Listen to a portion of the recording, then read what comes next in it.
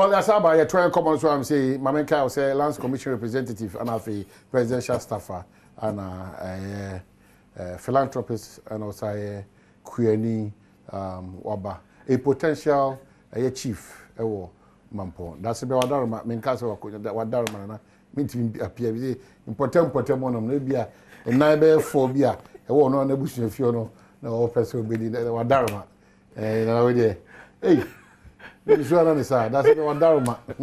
You could not tell me crew my him for cry, and Yadi Bay, to be person specific, Wadarma doesn't be. So the Bible say no cry and may bear cry. Or know him up properly. And to Miss Lemoa, the bush if you know, as if you bear 9 1. The honor on person or much no missing in the Wadarma.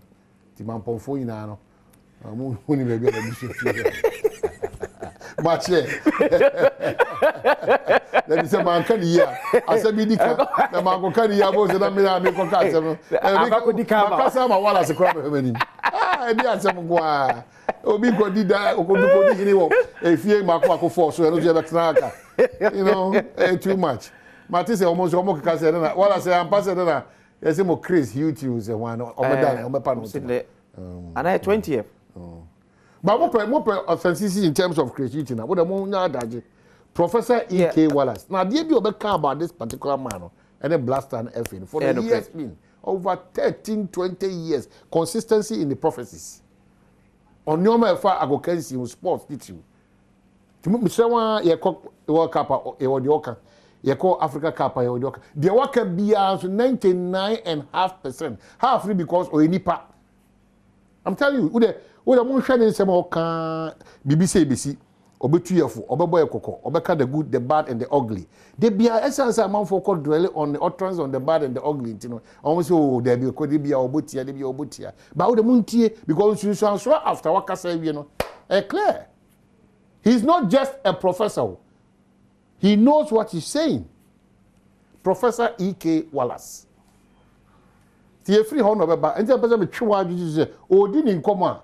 Ma wa dwene nko nyoma na okeka kan because a researcher the ochi kwan say or first figures person the ochi say o ka say na do wa no kaga ya there be 1992 commercial G League no mo je no ha players from don boy player we kono na mabu ni na mabu ye no me ka say ha on be di for ampa obako na dem ti lotto chart na nko be papa che lotto chart onim chart re che obi a otimi calculate ya na basis 35 32 about this week, we now about 35, 31. Into the 99 half. No. Careful is the matter. Hey, we'll be able to fly there now. Who can't say advert? No, or can almost sketchy. Young Kosua, prophetic interpreter.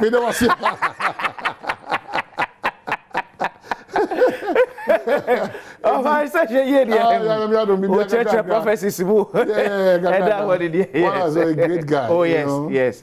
Yes, I come about the wow, they are going to be trouble for this year. I'm a paper education ministry. Patch of family call Ghanaian Times website is here, director. Na many actual for sure they be Ghanaian Times website. Asem Bia, Dr. Yao Osei Educhum, Akoka. Education minister. Yes. Threatens to close down non-performing schools. So. Now we work senior high schools. Okay. Who say Afibia ye and so anywhere ye ranking. Okay. Schools in the born home money or more money. And you come here say consistent for some number of years. The schools be one more. Yeah. The last 3 league need almost one is. Okay. And these are the schools. Yes. These are the schools that minister no air threatening saying. So moon penny for high school so no more dia. Government have no other option say you be close it down. That's schools. Oh, I see. But before I start, that Mame Ghana Ministry of Education for Famicom website. Now you share the Ministry of Education ahead. The next one, no, they are twice yes. Now fe you share the core functions of the Ministry of Education. Yeah, minister and that part you got up. You got up. That you got up kakra. Eh, that you got up kakra da minimre. Me part of the core functions what more core functions what more core functions. Oh, core functions. Yes, I have if I'm caught up.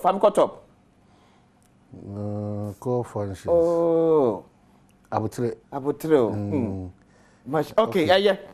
These are the core functions of the Ministry of Education. Okay, the ministry's role of effectively managing the educational system is accomplished through the execution of functions carried out by its divisions and agencies. Among these functions are plan, develop, and implement educational policies and programs, monitor and evaluate the performance of government policies and programs and donor-funded projects and programs, maintain an efficient education management information system to meet local and international standards, develop and support programs, services, and activities geared towards adult literacy, skills development, personal and national development, advise government on education policies and issues, provide guidance in the management of educational institutions and affiliated agencies, manage the provisions of library services to the citizenry awards, towards the development of a literate society, provide quality assurance and supervision of pre-tertiary and tertiary institutions, and it goes on and on and on and on. Yeah. Etini kan nyina no, e defeati ne minister no e kan nye ho nana anopa bi hwe. Aban dwumadie pa ne se ye beboa ma ye education no e chane na so. Emfa ho ne ba bia school no esi anase ewo se wo enkran se wo kumase se wo hwehwe se wo hele baby bia school no ewo bia eya ban ni so ne so be hwe se school no betimi eja na so ye pa ena kwabena ye kasen ukoye senior high schools na chalk ya cheche for the be chade ho ayedin chalk wow chalk ya cheche for the be chade ho ayedin enu nti afin kwada ekọ senior high schools no ya ka kire obia se won fa maka enka ho family school honorable your seduchum eneni akoko senior high schools ne so balo nim se be ye free baby eni aba senior high schools a free bra free senior high school e ba ye a free bra ya se ye ni be senior high schools no kwabena ya tutu ye primary schools no ejeje mu ye ni nko meanwhile forgetting say ye free junior high school eni aba senior high school etini ye kira akura ne junior high school no eno ano ba betoa so o senior high school eti say ya nkyere ne papa wo wanya fapem no e wo primary na oduru e how no be simple because the foundation is weaker. That is it. And then be a UCS to be a ebe jiregu enya earthquake ebe jiregu simple and on memu eya kamye sen kakra wona eko school se so omobo humode ye eye prempe owas mfante pem wege akra gets ni ade no